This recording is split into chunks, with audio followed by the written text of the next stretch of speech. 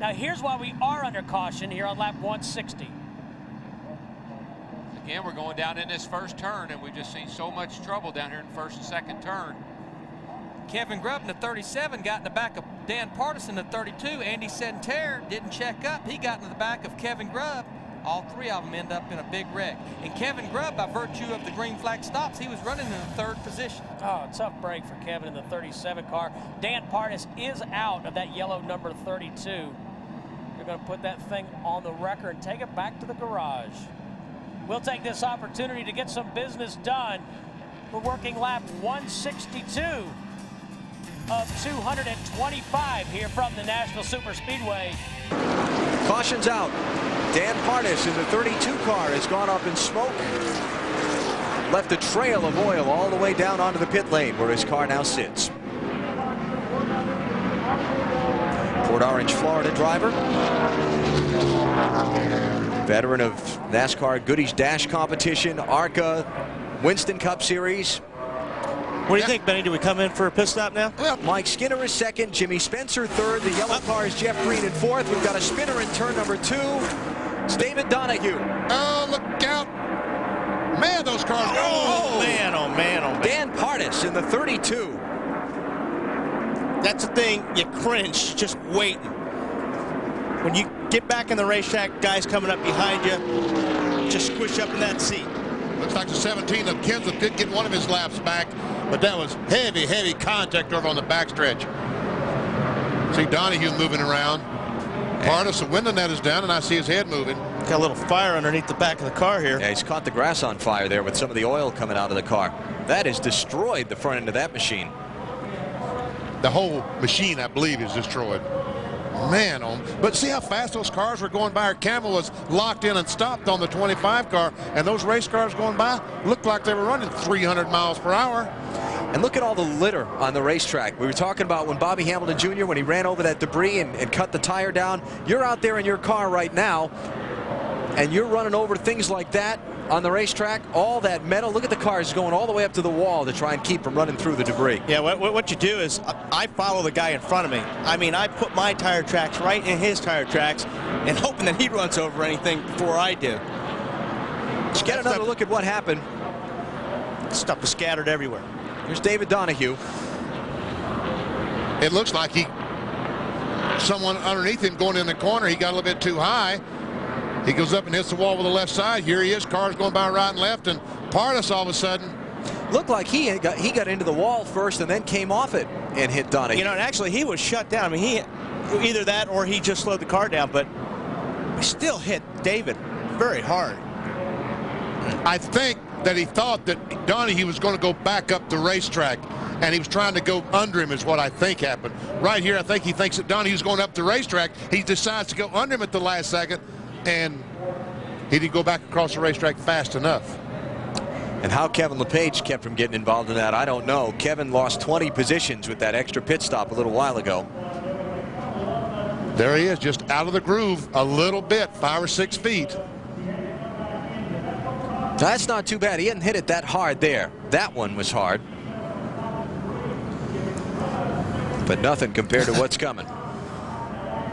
Yeah, you think, oh, whew, got that over with. The fuel pouring out the back. The Marines is taking a hit right here. Here it comes. And he's got the wheel turned all the way to the left. That car's just going up the racetrack. That went up to the windshield on Pardus's car. That's unbelievable. Wow. Unbelievable. Do we have to see that? I guess we'll see it one more time from a different angle. You see, Pardus hit the wall. Yes, you're right. So he had no steering. I got you. You're exactly right. Good shot there, Alan. Oh, man, oh, boy. Man, all 4 wheels up off the ground on Donahue's car. Wow. And the LePage, just like the Red Seas opened up for him. I mean, he was right in the middle of that until they hit. I see that they've put the neck brace on Dan Pardus. You see him moving his hands around. I think he's talking to him. Of course, he's talking all the time anyway. Yeah.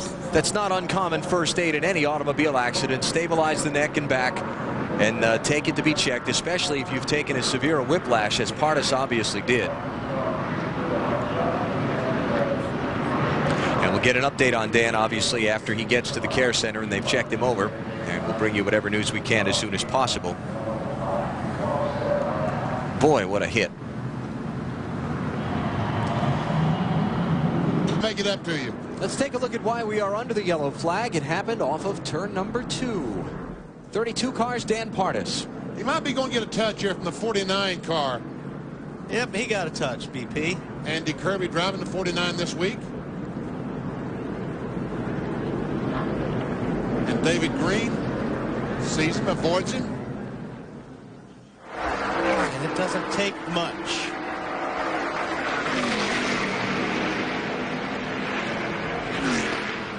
$15 yards, unnecessary roughness. Tell you what, he's so lucky that he doesn't back up the racetrack in front of all those other cars. I saw Tolsma in the 25 car go by. I was happy for that too. Remember the last time we saw Dan Pardus was in that vicious wreck out in Chicagoland when he had got forced into the wall and came right back down the traffic in the middle of everyone. Or no, the car in front of him, and he hit the back of the other car right up to the windshield. Windshield deep. There's Andy Kirby making a pit stop. Pardus was in a back brace for a couple of weeks after that. Now let's go back and take a look at it. This was back second weekend of July out at the Chicagoland Speedway. The wreck happened off of turn number 2. That's Randy Tolsma in the 25. David Donahue was driving that car at the time, and there came Pardus. Man. Folks, you've heard of windshield deep? That was literally windshield deep on that 32 car. The rear bumper hits the windshield. That's about as far as you can go. Talked to Dan yesterday here at Darlington. He said I was in a back brace for a couple of weeks, but other than that, no ill effect. Everything was just fine. There's 49's pulling up saying, sorry about that, Dan. I didn't mean to do it. Yeah, he's trying his best to apologize. Okay, that's out of the way. Now let's go back to race. Maybe. Won this race back-to-back. There are 2 of them. Oh, gosh, he'll be in trouble. Turn 3. Caution is out. Dan Pardus. Caution is out here. 8 laps to go. Well, that'll even things up, but it will lock from 11th place down. 1 lap down. Michael Waltrip cannot beat Jeff Green back to the line to get on the lead lap. Looks like Jeff Green tried to let him get back, just wasn't enough room. I think that they were probably asking him and hollering at him, but he had too much speed to get to the line. So 10 cars left on the lead lap. Who have won this race in consecutive years? Jeff Green's trying to do it. Well, Mark Martin, Larry Gant. Yeah, Mark Martin would be my guess. You could try Larry. Mark Martin in 98 and 99, as you see Dan Pardus go around. Looked like he had some help from Casey Mears. Yeah, here's the leader right there as he goes by, and of course Michael was trying to get a lap back there. He went right there, so time he got around here, he just was going too fast. Mark Martin, who's so many great drivers came out of the Midwest. Oh, we got a car down here, guys. Turn 2. Right down. Got one in the wall. Man, he's in a terrible place. Ooh, don't move. Caution out for the 4th time this evening. Lap 160.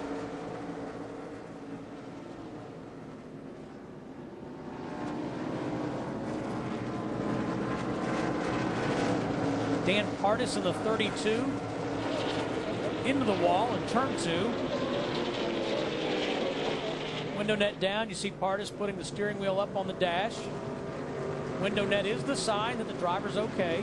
Got a lot of left side damage, so the car went hard into the outside wall with the left side of it.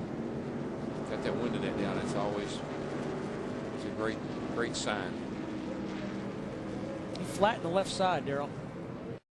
Sure did. It got in that wall hard, and mostly all down the left side of the car. Got, these drivers now have so many. They got the Hans device or the Hutchins device, and they got leg supports and the big headrest on the seats.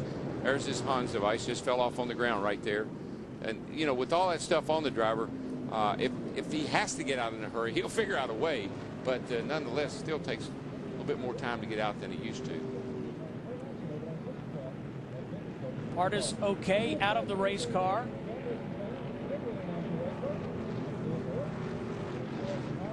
And here come the leaders to pit road.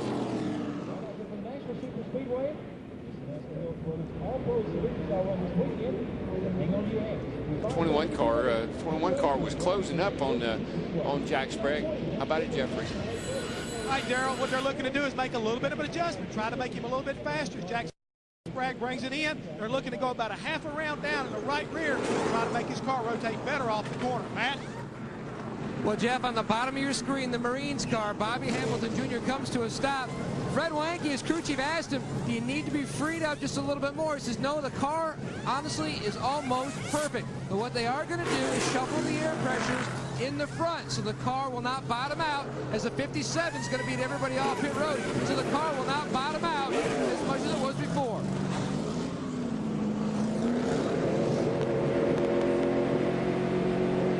That could be the last pit stop of the night if we stay green. I would expect so. I think most of these guys can make it from here.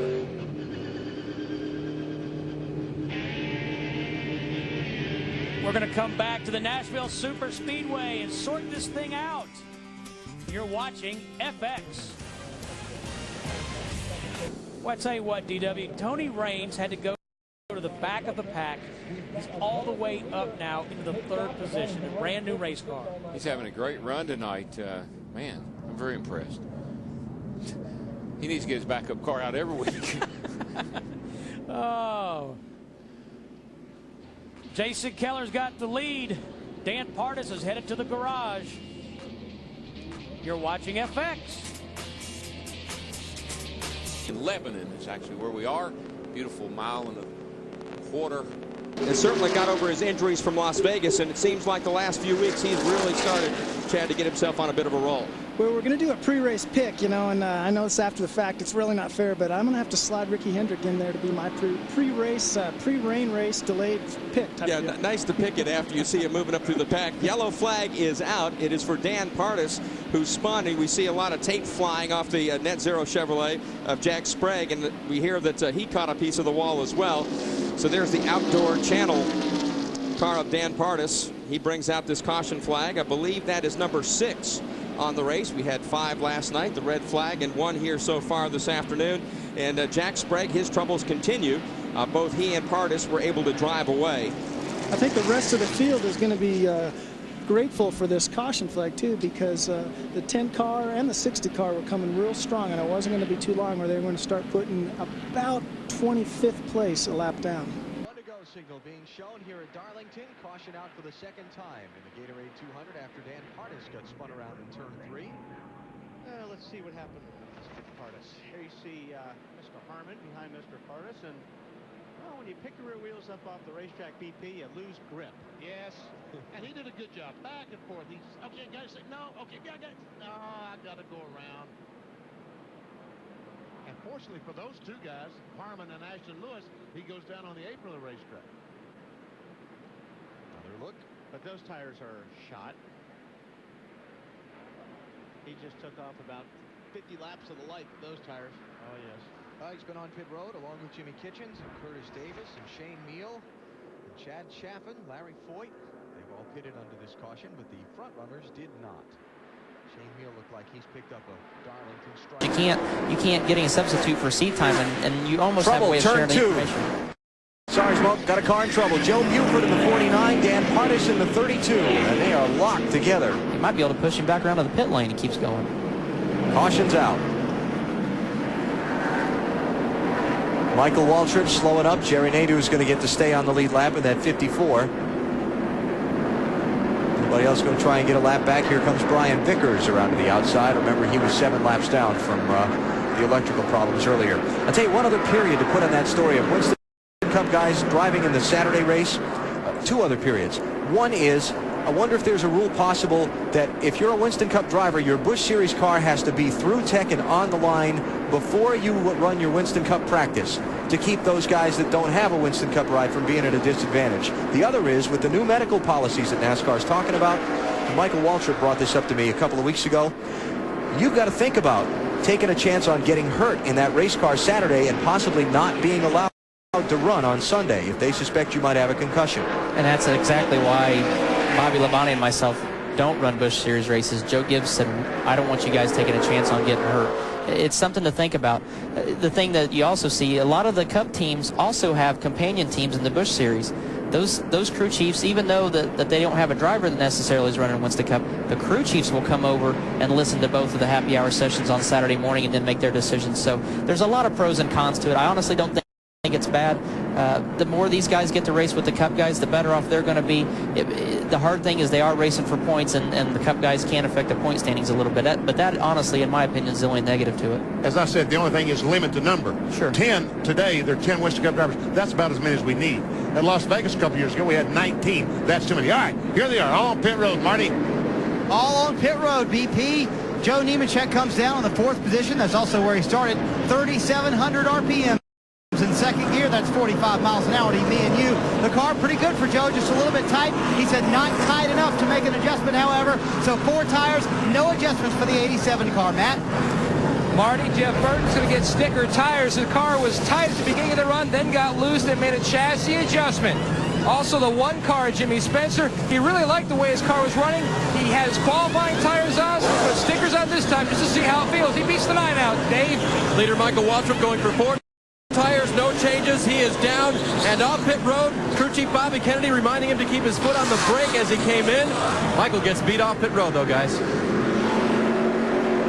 Well, we'll have to check that scoring line, Dave, because it was close. The other guys had momentum on them when they came toward the end of pit road, but where the scoring line is can determine where those positions are. Well, let's see what we have, because guess what? We have a camera there that tells us that Jimmy Spencer and then Jeff Burton and then Michael Waltrip and then Jack Sprague. There you go. First to third for Mikey on that pit stop. What'd you see down there, Tony? I was watching the 60 car in there. He was pretty tight. All right, what happened to put us under caution? This was down in turns 1 and 2. Joe Buford in the 49, Dan Pardus in the 32, and somehow they just got locked together. Synchronized slide off the corner. Everybody's okay and is driven away. We're under yellow in Charlotte. Dan Pardus backs his Chevy into the wall hard. Fire breaks out. It looks intense for a moment. Dan gets out safely when the car rolls to a stop. He did not qualify, as you can imagine, for today's race.